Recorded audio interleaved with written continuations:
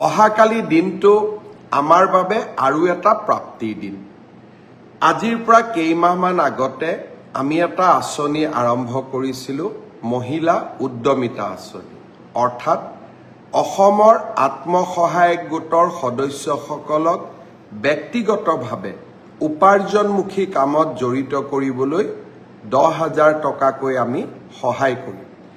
এই 10,000 টকাৰ সৎব্যৱহাৰ হ'লে ভৱিষ্যতে আমি 25,000 টকা আৰু 25,000 টকাও উৎপাদনমূলক কামত ব্যয় কৰিলে ভৱিষ্যতলৈ বেংকৰ সৈতে 50,000 টকা।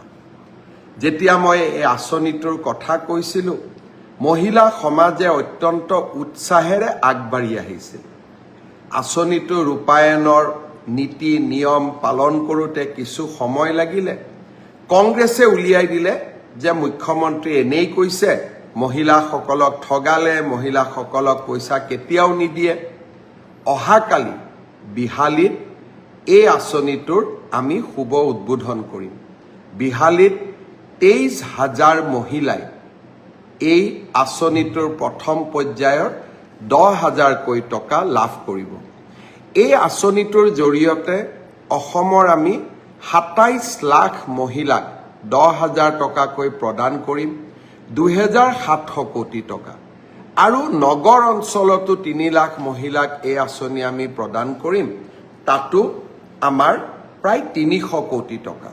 অৰ্থাৎ আমাৰ আই মাতৃসকলক উৎপাদনমুখী আৰু মহিলা সবলীকৰণৰ দিনত কালি আকৌ এটা বিশাল পদক্ষেপ।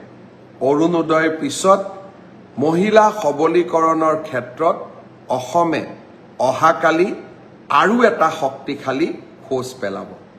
বিহালীৰ কালি সভাখনৰ বাবে নিশাটো অপেক্ষা কৰিম।